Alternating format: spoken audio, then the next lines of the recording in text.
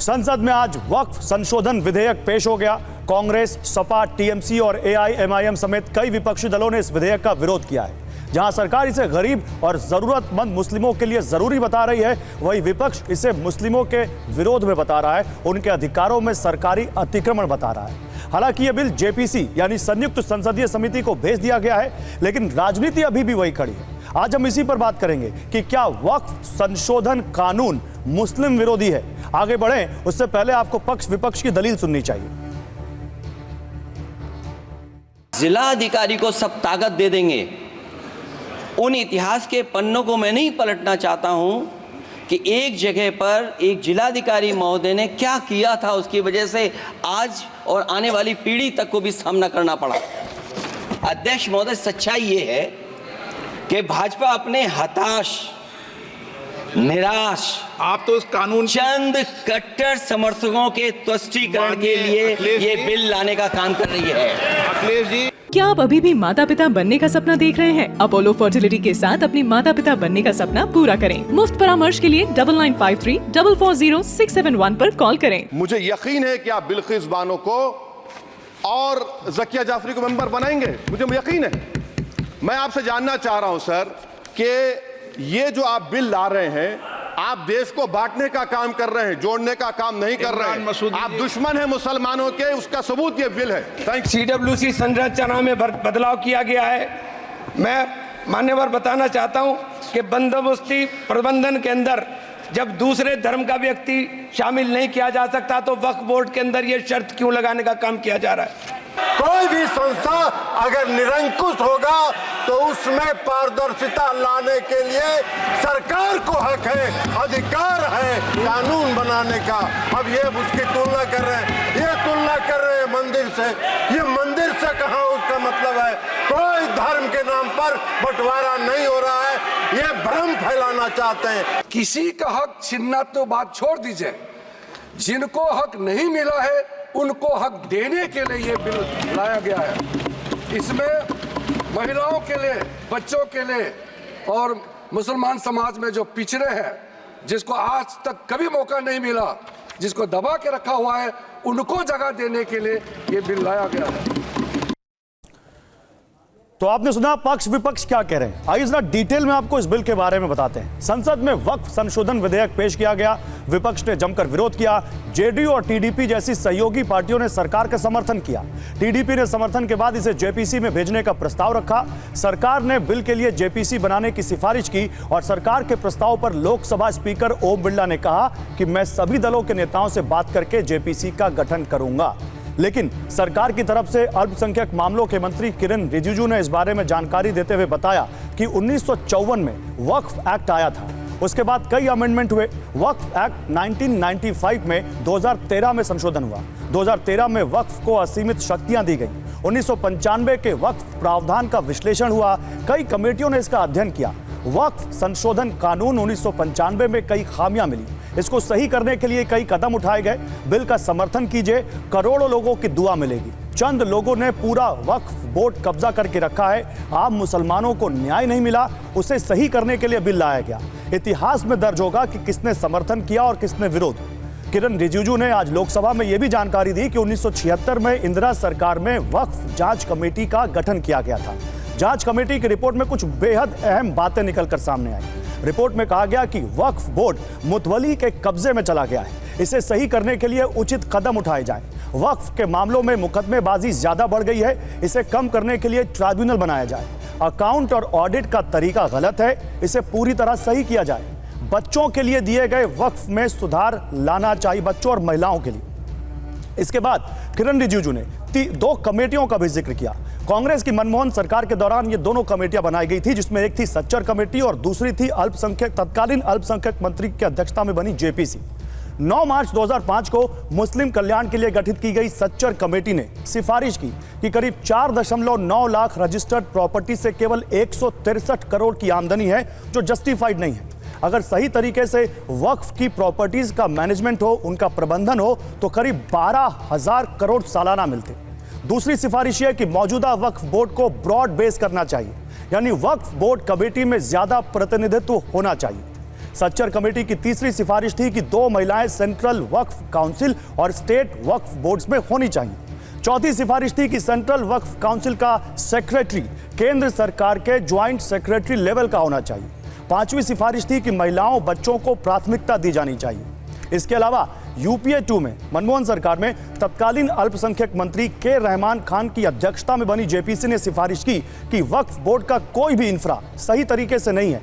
कर्मचारियों की संख्या बहुत कम है, जो कर्मचारी हैं वो काम करने में सक्षम नहीं है, सही तरीके से मैनेज नहीं किया गया है। इस तरह से वक्फ बोर्ड नहीं चल सकता। सारा वक्फ बोर्ड का ध्यान मुतवली को बनाने में है और इस सिस्टम को हटाना चाहिए। दस्तावेजों को मैनेज करने की भी कोई व्यवस्था नहीं है, इसकी व्यवस्था होनी चाहिए। देश के सभी वक्फ बोर्डों का फिर से सर्वे होना चाहिए। गरीब मुसलमानों के लिए विशेषज्ञ लोगों को वक्फ में लाने की जरूरत है। वक्फ बोर्ड को डिजिटल करना चाहिए, डेटाबेस का सेंट्रलाइजेशन होना चाहिए, म्यूटेशन रेवेन्यू रिकॉर्ड में लिखा होना चाहिए, 1995 के एक्ट की समीक्षा होनी चाहिए। तो वो कह रहे हैं कि ये तो आप ही करके आए थे। वो विपक्ष की तरफ इशारा करते हुए अल्पसंख्यक मंत्री किरेन रिजिजू ने कहा कि ये तो आप ही की बनाई गई कमेटियों की सिफारिश है जिसको हम इस संशोधन बिल में लेकर आए। और देखिए, इसी पर बात करने के लिए मेरे साथ एक खास पैनल है। मोहसिन रजा हैं, आप पूर्व मंत्री हैं, बीजेपी के नेता हैं, इस वक्त हमारे साथ जुड़े हुए हैं। वारिस पठान हैं, AIMIM के प्रवक्ता हैं। शादाब शम्स हैं, जो कि उत्तराखंड के वक्फ बोर्ड के अध्यक्ष हैं। और अमीक जमई इस वक्त हमारे साथ हैं, जो कि समाजवादी पार्टी के प्रवक्ता हैं। आप सभी का स्वागत है। शुरुआत में मोहसिन रजा आपसे करूंगा। मोहसिन रजा, आपने सुना होगा विपक्ष क्या कह रहा है। हमारे साथ में भी विपक्षी पार्टियों के पैनलिस्ट हैं। इनका जो सबसे बड़ा एक लॉजिक है या सबसे बड़ा जो इनका आपके ऊपर आरोप है वो ये है कि सरकार एक बार फिर बैकडोर से मुसलमानों के अधिकारों में अतिक्रमण कर रही है और अपने कुछ खास लोगों को फायदा पहुंचाना चाहती है इस संशोधन से। क्या कहेंगे आप? नहीं, ऐसा नहीं है। इस संशोधन में खास करके जो कांग्रेस ने 95 के एक्ट में 2013 में अमेंडमेंट किया था, संशोधन किया था, उसको दुरुस्त करने का काम भारतीय जनता पार्टी कर रही है। जैसे 370 दुरुस्त किया, ट्रिपल तलाक पर हम कानून लेकर आए आदरणीय मोदी सरकार में, उसका भी विरोध यही सब लोग कर रहे थे। इनका काम है विरोध करना। ये चंद लोग हैं, यही तो ठेकेदारी करते हैं मुसलमानों की। उनका उत्थान तो करना नहीं होता है, क्योंकि उनके हक को छीना है अपार शक्तियां देकर बोर्ड को कांग्रेस ने और उनके अलायंस दलों ने। जो उनके अलायंस दल हैं वो यही सब हैं और साथ में मिलकर काम करने वाले। तो इन्होंने असीमित शक्तियां बोर्ड को दी, जिसकी वजह से उनकी 4 लाख से 8 लाख संपत्तियां हो गई पूरे देश में। 9 लाख करोड़ से ज्यादा उनकी, खास करके एकड़ में 9 लाख करोड़ एकड़ से ज्यादा संपत्तियां पूरे देश में हो गई। लेकिन वेलफेयर एक भी मुसलमान का नहीं हुआ। जो उनके कारिंदे थे कांग्रेस के या उनसे मिले हुए नेता थे उनके अलायंस दल के, उनका फायदा हुआ। गरीब पिछड़े दबे कुचले मुसलमान का नहीं हुआ। और हिंदुओं की प्रॉपर्टियां भी वक्फ में दर्ज कर दी गई उन शक्तियों के तहत, उन्हें भी वापस नहीं मिली। तमिलनाडु के गांव का पूरा वाकया आपके सामने मौजूद है। तो इसलिए इनका विरोध करना जायज है, लेकिन हम इस विरोध को सहते हुए इन्हीं के द्वारा जांच कराई गई थी सच्चर कमेटी, इन्हीं के द्वारा और भी कमेटियां बनाई गई कांग्रेस के जरिए, उन कमेटियों की रिपोर्ट को इंप्लीमेंट कर रहे हैं। और लोगों से राय करने के बाद, पूरे देश के लोगों से राय करने के बाद कि कैसे इसका और बेहतर काम हो, कैसे अमेंडमेंट में बेहतर चीजें ला सकें, वक्फ बोर्डों की जो कहना चाहिए अपनी मनमानी है उसको कैसे रोका जाए, कैसे इसका वेलफेयर किया जाए, दबे कुचले पिछड़े मुसलमान भाइयों का कैसे उत्थान किया जाए, वेलफेयर किया जाए। वो तो ये सारा लूट लेगा ये लोग। अब लूट लेने के बाद दर्द भी इन्हीं को हो रहा है। अमेंडमेंट आ रहा है, गरीब मुसलमान को नहीं दर्द हो रहा है। कौन लूट ले गया? ये वो अमीर कौन लूट ले गया? मोहसिन रजा, जो उस पे बैठे हुए हैं कुंडली मारकर। कौन लूट ले गया जी? कौन लूट ले गया? किसकी तरफ इशारा है आपका? कौन लूट ले गया? मैं कहा सारा विपक्ष है, कांग्रेस है। कांग्रेस ने काला कानून बनाया था, अमेंडमेंट तो कानून ये लेकर तो आई है। ये वाला तो धब्बा कांग्रेस पर है हमेशा से। उन्होंने ऐसे काम किए हैं। उन्होंने एक विभाजन किया था, 1947 में पाकिस्तान बनाया था। अब वो वफकिस्तान बनाना चाहते हैं। इतनी बड़ी संपत्तियां जब हो जाएंगी तो वक्फिस्तान बनाना चाहते हैं की मांग होगी, मुसलमानों का उत्थान नहीं होगा। आप कह रहे वक्फिस्तान बनाना चाहता है, बनाएंगे। ये आपने बड़ा यहाँ पे टर्म दिया है। यहाँ पर वारिस पठान, आपकी पार्टी भी विरोध कर रही है। सुनिए बीजेपी क्या कह रही है। अच्छा मोहसिन रजा रुकिए, अभी आता हूं आपके पास। मोहसिन रजा रुकिए, आता हूं। लेकिन आपने एक डेटा दिया था 9 लाख करोड़ एकड़, वो 9 लाख एकड़ ही है, इतना नहीं है 9 लाख करोड़। वारिस पठान ये कह रहे हैं आप वक्फिस्तान बनाना चाहते हैं। आपको मुसलमानों के और खासकर जरूरतमंद और गरीब मुसलमानों के भले से कोई लेना देना नहीं है। आप नहीं चाहते कि जरूरतमंद मुस्लिम का भला हो, इसीलिए आप इस संशोधन का विरोध कर रहे हैं। ये बीजेपी को कब से मुसलमानों की इतनी फिक्र होने लग गई? जब मुसलमानों के घरों को बिना नोटिस दिए बुलडोजर से उखाड़ लिया जाता था, जब खामोश बैठते, मुसलमानों का दिन दहाड़े मॉल मिर्ची कर दिया जाता, जब तो सब खामोश बैठते हैं। हाँ, आज पार्लियामेंट के अंदर एक भी मुसलमान मंत्री नहीं है, कैबिनेट मिनिस्टर 1947 से। तब आपको तकलीफ याद नहीं है मुसलमानों को आगे बढ़ाना? एक भी सीट देते नहीं है, एक भी टिकट देते नहीं है मुसलमानों को चुनाव लड़ने के लिए। तब मुसलमानों की फिक्र नहीं हुई आपको, और आज मुसलमानों की हिमायत करने आ गए। अरे साहब, ये मुसलमानों के खिलाफ जो नफरत है ना बीजेपी और आरएसएस को, ये वक्फ अमेंडमेंट बिल उसका सीधा साधा सबूत है। इनको कितनी नफरत है, इनको हमारे खाने पीने से, मदरसे से, मस्जिद से, हिजाब से सबसे नफरत थी। अब ये वक्फ अमेंडमेंट बिल लाना, ये बिल पर से इलीगल है, असंवैधानिक है, ये वायलेशन है आर्टिकल 14, 15, 26 संविधान का, जो राइट टू प्रैक्टिस रिलीजन की बात करता है। ये डिस्क्रिमिनेटरी बिल है। ये बिल इंट्रोड्यूस करके साहब ये वक्फ बोर्ड के जितने पावर है, वक्फ ट्रिब्यूनल। अच्छा, आपको नहीं लगता वारिस पठान की वक्फ बोर्ड में कुछ गलतियां हैं? आप नहीं मानते इस बात को? वारिस पठान, आप नहीं मानते? वारिस पठान, सवाल सुनिए, आप नहीं मानते कि वक्फ बोर्ड में कुछ खामियां हैं? आप नहीं मानते कि वक्फ बोर्ड में कुछ ऐसी चीजें हैं जो बिल्कुल इलॉजिकल हैं? अरे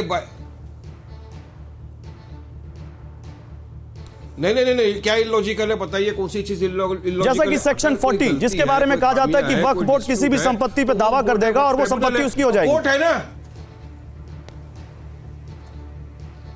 अरे गलत बोलते हैं, झूठ बोलते हैं साहब ये लोग। वक्फ का इनको मतलब ही नहीं मालूम है। वक्फ कौन करता है पता है? अगर एक मुसलमान सवाब की नियत से कोई करता है, जैसे हमारे एंसेस्टरों ने की है, तो जब वो पेपर डॉक्यूमेंट देता है उसका स्क्रूटिनी होता है, वो मुतवल्ली एक आता है, उसके बाद गवर्नमेंट के पास डॉक्यूमेंट जाते हैं, गवर्नमेंट नोटिफिकेशन निकालता है, गैजेट होता है उसका। तो कहां से किसी की भी प्रॉपर्टी को बोल दिए कि वक्फ है? सिर्फ झूठा भरम फैलाना है। ये अगर झूठा है तो ठीक है, कोई बात नहीं। मुसलमान वक्फ बोर्ड के अधिकारों को छीनने की कोशिश है पूरी बीजेपी। तो हमारे साथ एक तो वक्फ बोर्ड के अध्यक्ष भी है ना, उन्हीं से पूछ लेते हैं। वारिस पठान, हमारे साथ उत्तराखंड वक्फ बोर्ड के अध्यक्ष हैं शादाब शम्स, उन्हीं से पूछ लेते हैं। शादाब शम्स, आप तो वक्फ बोर्ड के अध्यक्ष हैं, बताइए भाई, आप इस चेंज के लिए तैयार हैं या नहीं है? ये चेंज वेलकमिंग है या नहीं आपके लिए? और जो बात वारिस पठान कह रहे हैं उससे आप सहमत हैं?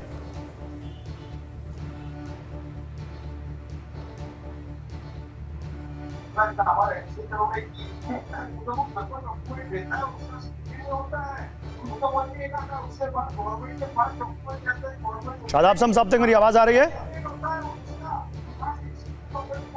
शादाब शम्स तक मेरी आवाज नहीं जा रही, पीसीआर उनको जरा जोड़िए। लेकिन अमिक जमई हमारे साथ हैं। अमिक जमई, आप भी यही मानते हैं कि यहां पर हिंदू मुस्लिम कर रही है बीजेपी वक्फ बोर्ड में संशोधन के जरिए? देखिए गौरव, ये मामला बहुत ही गंभीर है। देश में सेना के पास, उसके बाद रेलवे के पास, और तीसरा जो वक्फ बोर्ड है, इस मुल्क में सबसे ज्यादा जमीनें वक्फ बोर्ड के पास है। और ये वो जमीनें हैं, एनिमी प्रॉपर्टी नहीं है, ये वो जमीनें हैं जो मुसलमानों द्वारा धर्मार्थ कार्यों के लिए दान की हुई जमीनें हैं, जिसे वक्फ बोर्ड मैनेज करता है। ठीक है। ये किरण रिजिजू साहब आज ये बता रहे हैं कि वो प्रधानमंत्री जी कितने मुस्लिम समर्थक प्रधानमंत्री हैं, वो कितना भला चाहते हैं। इनका भला आप समझ लीजिए। जब गुजरात में जब मुख्यमंत्री थे जनाब, अब जब ये प्राइम मिनिस्टर बन गए, आज तक गुजरात में पिछले 35-40 साल में वक्फ बोर्ड का फाउंडेशन तक नहीं हुआ, उसका अध्यक्ष तक नहीं बनाया। तो ये सवाल ये है कि सरकार के जो मित्र लोग हैं ना, जो बड़े बड़े बिल्डर है, बेसिकली ये रियल एस्टेट होल्डर्स का, बिल्डर्स का पूरा एक लॉबी है। भारतीय जनता पार्टी तो नाम है ना, उसको भारतीय जमीन पार्टी नाम रखना चाहिए। तो अब सेना के बाद, बीएसएनएल के बाद, अब जमीन का नंबर आया है नंबर 3 पे वक्फ बोर्ड के लोग। नहीं, तो आप ये मानते हैं कि बीजेपी मुस्लिमों के लिए कुछ भी भला कर ही नहीं सकती? अगर वक्फ बोर्ड में कुछ अव्वल तो आप तो ये कह रहे हैं कि वक्फ बोर्ड में कोई खामी नहीं है, और अगर है तो बीजेपी वो कुछ और कर रही है। एक बात समझिए आप, सभी मंत्रालयों के मामले में हमेशा अमेंडमेंट बिल आते हैं। हाँ। बिल आने चाहिए, लेकिन जो 40 जो बड़े एतराज हैं, आपको हैरत होगी। अब आप एतराज सुनिए। आप साहब कह रहे हैं कि कौन मुसलमान होगा, कौन नहीं होगा, पहले सरकार तय करेगी, फिर वो जमीन दान कर सकता है। फिर नंबर 2 क्या बोल रहे हैं कि शिया जो एक बहुत छोटी कम्युनिटी है मुसलमानों में, उसकी आबादी बहुत थोड़ी है, उसके अंदर एक बोहरा कम्युनिटी है। बोहरा शिया में टकराव कराने के लिए एक नया वक्फ बोर्ड बनेगा। ओके, चलिए साहब, बना लीजिए आप। फिर कह रहे हैं कि जो सर्वे कमिश्नर था, जो वक्फ की जानकारी रखता है, जो इस्लाम की जानकारी रखता है, जो पूरे कानून की जानकारी रखता है, सर्वे कमिश्नर उन जमीनों को रेवेन्यू से मिलकर डायग्नोस करके उसकी लिस्ट बनाता था, उसको जोड़ता था। और जो एक क्लास 1 ऑफिसर है, जो सीओ जिसे हम बोल रहे हैं, सीओ जो है, जो भी अगर जिले में जमीन कब्जा होती थी, तो सीओ को समझ के आदेश करता था, रिक्वेस्ट करता था कि ये फला जमीन है, अमीर जामई साहब ने कब्जा करी है, इसको खाली कराया जाए। तो डीएम पुलिस फोर्स महकमा देता था, तो जमीनें बच जाया करती थी। लेकिन जब आप रेवेन्यू कमिश्नर आपका पीछे चला गया, तो सीधे सीधे ये बिल्डरों को जमीन देने का रास्ता सरकार ने निकाला। तो आप ये कह रहे हैं कि ये जो पूरा ढांचा है इस बिल का, वो यहां पर इसके गैर इस्तेमाल के लिए या गलत इस्तेमाल के लिए किया जा रहा है। मोहसिन रजा हाथ उठा रहे हैं। मोहसिन रजा, क्या कहना आपका, बोलिए। देखिए, पहले तो मैं अपने भाई साहब को बताना चाहता हूं, हमारे भाई हैं, प्रवक्ता हैं समाजवादी पार्टी के, उनको मैं बताना चाहता हूं कि आपकी पार्टी भी अलायंस में रही है कांग्रेस के साथ में, और ये सब थोपा कांग्रेस ने था। और उत्तर प्रदेश में 4 बार आपका मुख्यमंत्री रहा। 1,30,000 वक्फ की रजिस्टर्ड संपत्तियां हैं हमारे यहाँ उत्तर प्रदेश में। 1,30,000 रजिस्टर्ड वक्फ की संपत्तियां जहां हों, वहां पर एक नए पैसे की कोई आमदनी नहीं है। इल्जाम हमारे ऊपर है कि हम इनसे छीन के सारी संपत्तियां जो है वो दे देंगे बिल्डर्स को। हाँ, वो आपको भारतीय जमीन पार्टी कह रहे हैं, वो कह रहे हैं अपने दोस्तों को जमीन देने के लिए ये किया जा रहा है। कांग्रेस के नेताओं ने, इन्होंने, मैं बता रहा हूं तो हमसे पहले की जो कांग्रेस की सरकार, जिसने ये काला कानून ला कर रखा था और इतनी शक्तियां दी थी, उन्होंने सब मेट दिया है, सारा बर्बाद कर दिया है। सारे बिल्डर्स को, अपने लोगों को कांग्रेस ने, समाजवादी पार्टी के नेताओं ने कब्जा कर लिया है उस संपत्तियों पर। 1,30,000 रजिस्टर्ड वक्फ की संपत्तियां कम होती हैं, 1 रुपए का वेलफेयर नहीं है। आज सदन में हमारे अल्पसंख्यक कल्याण मंत्री जी ने साफ बताया कि 12,000 करोड़ रुपए का नुकसान हो रहा है पर एनम। 12,000 करोड़ रुपए पर ईयर का नुकसान कराया इन लोगों ने। अगर ये सही से चलाते पूरे देश के वक्फ को, और ये सही कानून के तहत चलाते, क्योंकि इन्हें अपनी जेब भरना थी और लोगों की संपत्तियों को वक्फ में लाकर नहीं, उनका एक दूसरा तर्क है। मोहसिन रजा उनका दूसरा तर्क है। मोहसिन रजा सुनिए, मोहसिन रजा उनका तर्क है, उनका एक तर्क है कि आप एक्सपर्ट एंट्री के जरिए सिर्फ एक बात, अच्छा बोलिए। एक बात खाली इतनी सी बात मुझे कोई बता दे, जितने लोग बैठकर हमारा विरोध कर रहे हैं इस अमेंडमेंट बिल का, इन्हीं लोगों के पास में हजारों करोड़ की संपत्तियां निकलेंगी और इनसे वो संपत्तियां ले ली जाएंगी। ये परेशान इसलिए हैं, बिल्डर को नहीं दी जाएंगी। दबे कुचले मुसलमानों का उत्थान होगा और जो विवादित संपत्तियां हैं उनका निस्तारण किया जाएगा निष्पक्ष तरीके से, पारदर्शी तरीके से। ये पाप तो कांग्रेस ने कह रहे हैं। आप कलेक्टर को सारे अधिकार दे रहे हैं, कलेक्टर को रेवेन्यू का रिकॉर्ड क्यों दे रहे हैं आप? और उस म्यूटेशन का, वो कलेक्टर का आप क्यों दे रहे हैं? कलेक्टर डिसाइड करेगा तब तो सब कुछ सरकार से जुड़ा मामला ही है। ये सारा मामला रेवेन्यू का है, सत्यापन का है। जब प्रॉपर्टियां सत्यापन नहीं होंगी तो कैसे वेरिफिकेशन नहीं होगा? फिजिकल वेरिफिकेशन हुआ नहीं है तो आप कैसे कह देंगे? आपने संपत्तियां तो उठा के इधर उधर कर दी हैं और नए नए वक्फ रोज आप रजिस्टर करते हैं। तो हमारे जो प्रशासनिक अधिकारी हैं वही तो काम करेंगे। और नहीं, उसमें वो संविधान की धार्मिक स्वतंत्रता का हवाला दे रहे हैं मोहसिन रजा। वो कह रहे हैं कि भाई मुसलमानों के लिए वक्फ बोर्ड बनाए जाते हैं, तो इसमें आप एक्सपर्ट एंट्री के जरिए, सुनिए उसमें वो कह रहे हैं एक्सपर्ट। अब सवाल सुन लीजिए मोहसिन रजा, सवाल सुन लीजिए। मोहसिन रजा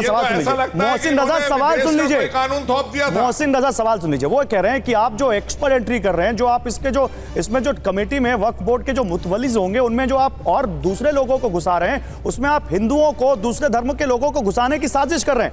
वक्फ बोर्ड में किसी दूसरे धर्म के लोग क्यों आएंगे? अरे भाई, भैया आप हमें ये बता दें, खाली हमारे ये मुस्लिम भाई बता दें, ये किसकी सरकार में रहे हैं अपनी, जिसको सरकार मानते हैं? अखिलेश यादव जी कौन है? राहुल गांधी जी कौन है? मायावती जी कौन है? या हमारे यहाँ मोदी जी कौन है? अरे हमें संरक्षण जो देगा वही हमारे लिए बेहतर है। तो आदरणीय मोदी जी संरक्षण भी दे रहे हैं, हमको एक ऐसा कानून दे रहे हैं जिसके तहत हमारा वेलफेयर होगा, हमारे दबे कुचले पिछड़े मुसलमानों का। आप क्या चाहते हैं कि फिर से वही वाली बात मैं कहूंगा कि इनकी मंशा है एक और विभाजन करके पाकिस्तान की तरह वफकिस्तान बनाने का, तो वो मंशा पूरी नहीं हो ठीक है। रही शादाब शम्स एक बार साथ जुड़ चुके हैं आप, एक बार। Okay Mohsin Raza, hold on sir, मैं आता हूं आपके पास। शादाब शम्स, आवाज आ रही है मेरी आप तक? जी बिल्कुल आ रही है। शादाब शम्स, मुझे ये बताइए, वक्फ बोर्ड के लिए जो ये संशोधन आ रहा है, आप इसका वेलकम करते हैं? और करते हैं तो नहीं करते हैं तो क्यों, और करते हैं तो क्यों? ऐतिहासिक कदम।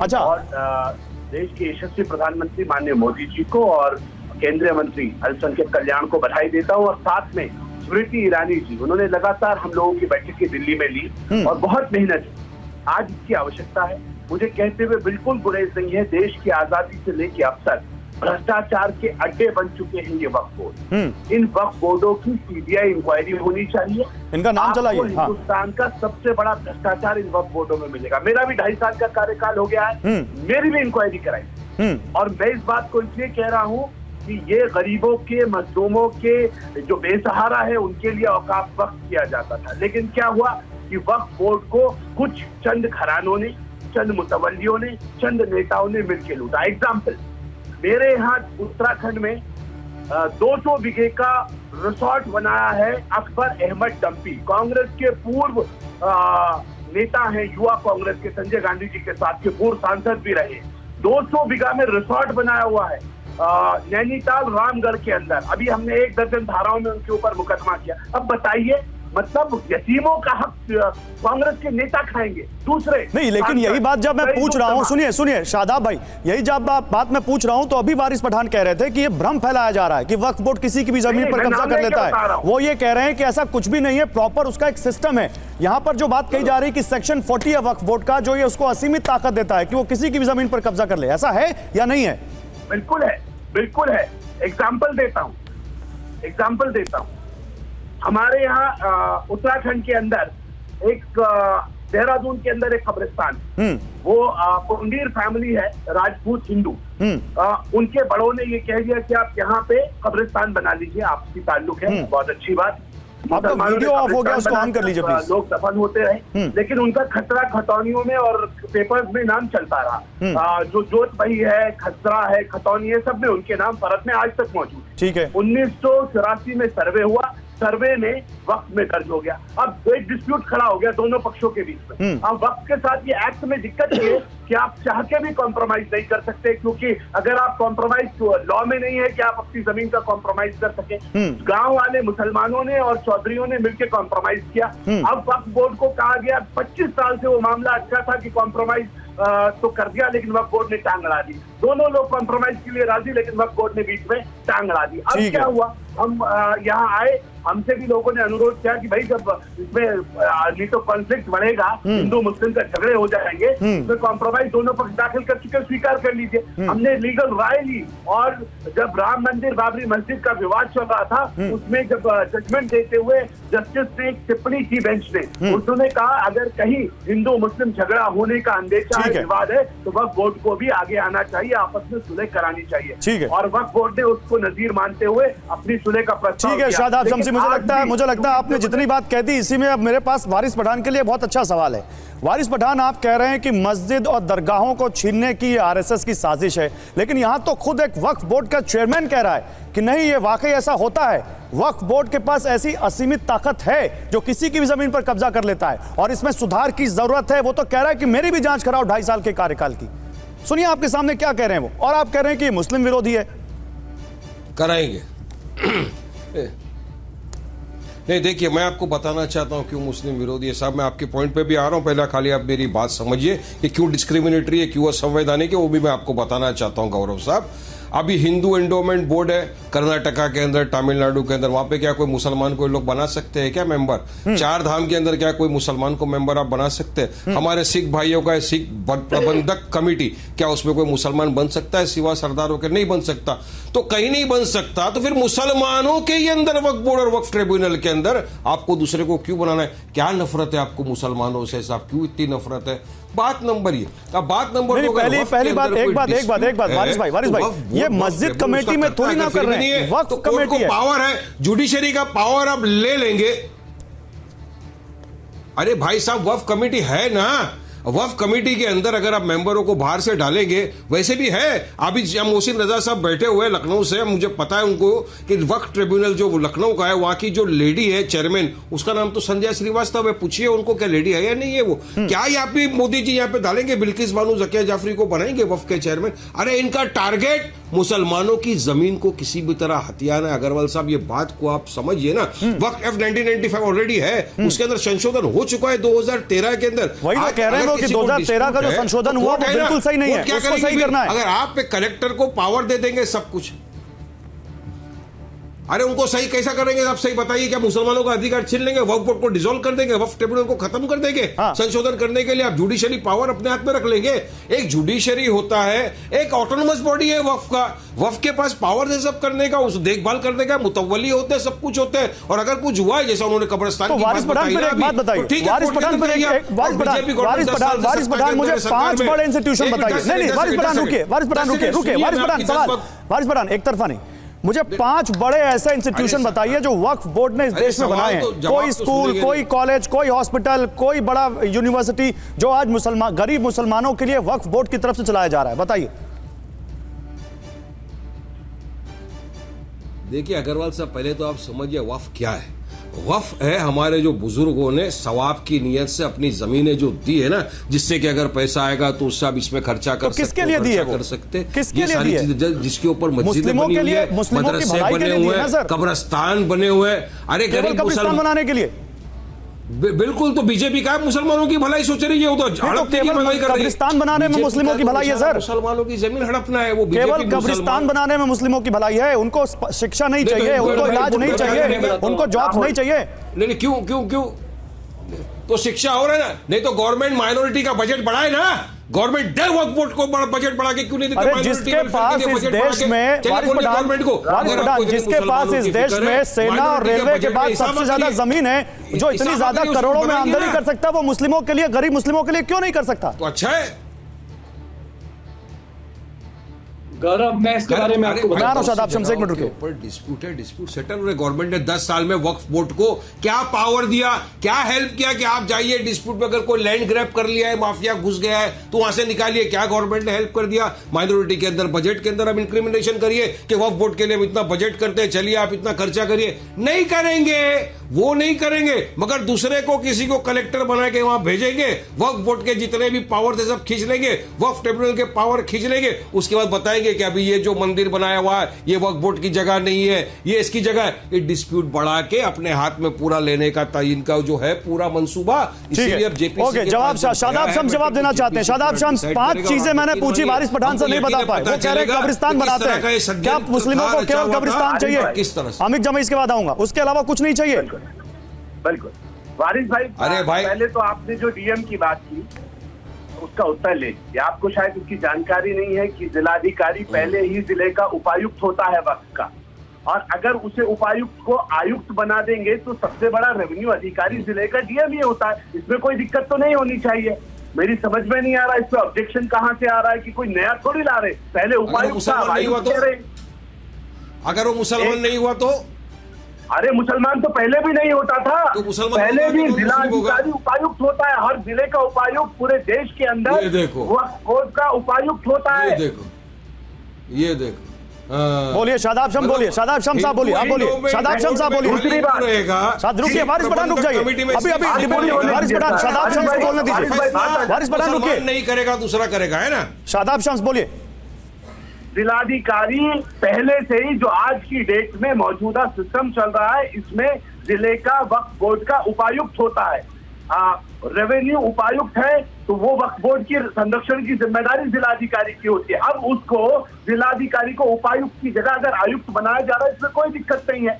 दूसरी बात, हमारा कहना सिर्फ इतना है कि आज वक्फ बोर्ड की बात वारिस भाई भी कर रहे हैं, दर्द होगा मानता हूं, लेकिन ये दर्द कैसा? 70 सालों से, देश की आजादी को 70 साल हो गए, हम आपा पीट रहे हैं, हमें दुख है कि हमारे पास अरबों खरबों की संपत्ति है, हमारे बच्चों के हाथ में भीख का कटोरा है, हमारे लोग लाइनों में लगे हैं मुफ्त राशन की। इतनी बड़ी संपदा होने के बाद क्या किया हमने वक्फ बोर्ड में? एक काम तो बता दीजिए। भ्रष्टाचार के अलावा मुतवल्ली सबसे बड़े चोर और भ्रष्ट हो गए हैं। मुतवल्ली जानबूझ के वक्फ बोर्ड के केस हारते हैं, पैसा लेते हैं इस बात का, वक्फ बोर्ड का केस हारने के लिए। मेरे यहाँ एक बहुत बड़ी दरगाह है, दरगाह पीरान कलियर शरीफ।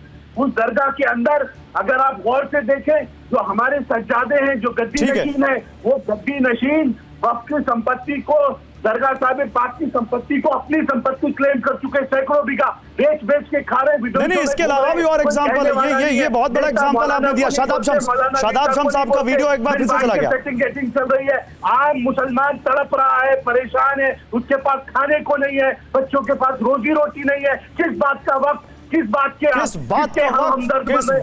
वक्त बोर्ड अगर आम मुसलमान के पास खाने के लिए चीजें नहीं होंगे। शादाब शम्स रुके, Shadab Shams hold on, Shadab Shams okay, आपकी आवाज आ रही लेकिन आपका वीडियो नहीं आ रहा। कुछ नहीं है। शादाब शम्स रुके, अमिक जमाई को लाइए। ओके, बेवकूफ बना रहे, खुदा को जान देनी है। जो इस वक्त को खाएगा इतने लंबे लंबे कीड़े पड़ेंगे। ठीक है, अभी जबान दे जवाब देनी है, ये नहीं चलेगा। ठीक है, ओके, अमिक जमाई, ओके, शादाब शम्स आप आवाज आ रही लेकिन आपका वीडियो नहीं आ रहा है। एक मिनट, अमिक जमाई आपने सुना यहाँ पर क्या? अमिक जमाई मेरा सवाल सुन लीजिए, अमिक जमाई मेरा सवाल सुन लीजिए।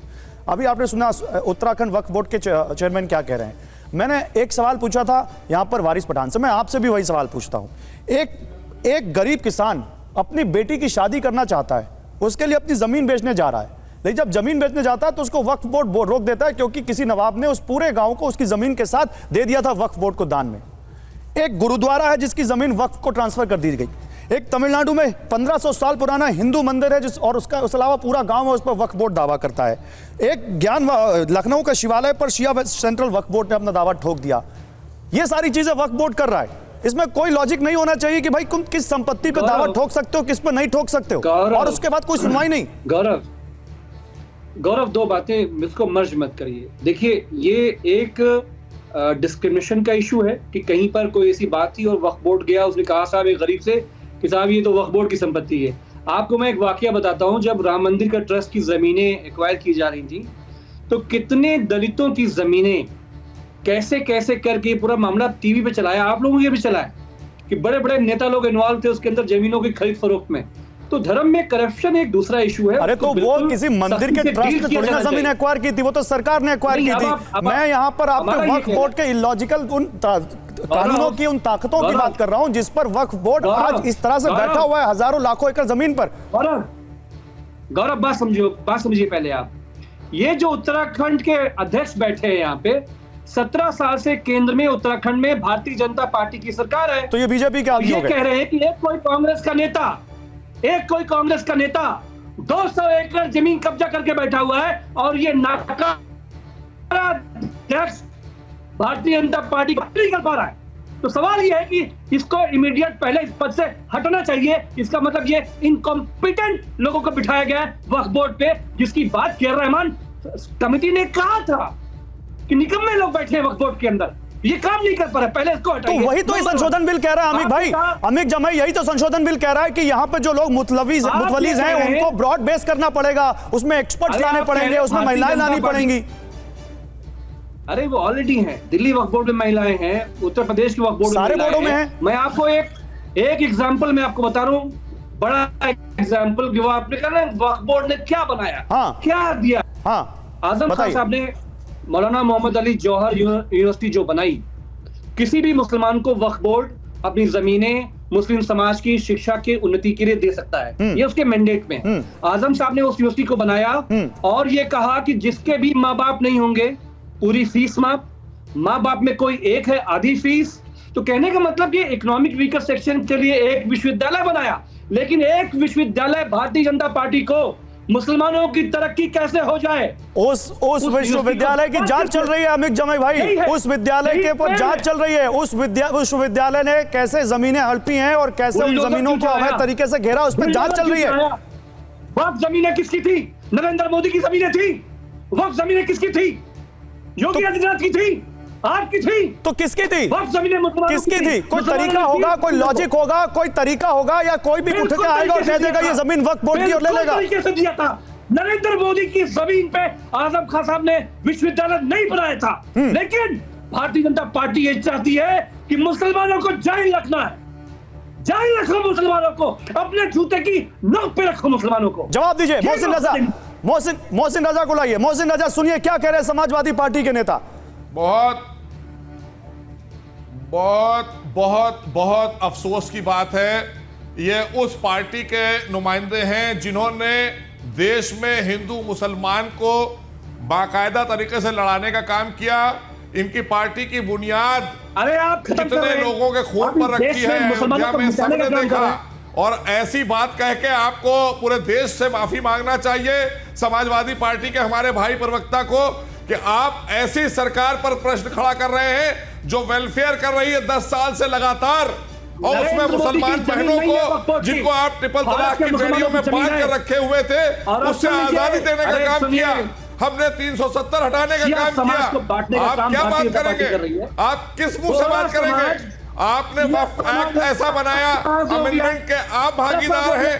आपका 4 बार मुख्यमंत्री रहा उत्तर प्रदेश में। बात सुनिए अमित भाई, अब बात को सुन लीजिए। 4 बार आपका मुख्यमंत्री रहा। आज भी हमारे मुस्लिम समाज के लोग घर के लिए लाइन लगाए हैं। हमारे भाई आपस में समय नहीं है, लड़िए मत। अमित जमाई को जवाब देने का मौका देने दीजिए, मुझे जवाब देने का मौका देने दीजिए। मेरे पास केवल 10 सेकंड है। बात सुन लीजिए पहले, बात सुनिए। चलिए मुझे लगता है, मुझे लगा था कि आप लोग एक दूसरे को बोलने का भी मौका देंगे, लेकिन बहुत शुक्रिया अभी तक की जितनी डिबेट हुई, बहुत अच्छा आप लोगों से बातचीत हुई, बहुत शुक्रिया। समय खत्म हो चुका है। अमीक जमाई, मोहसिन रजा, वारिस पठान और शादाब शम्स, आप सभी का बहुत शुक्रिया हमारे साथ जुड़ने के लिए।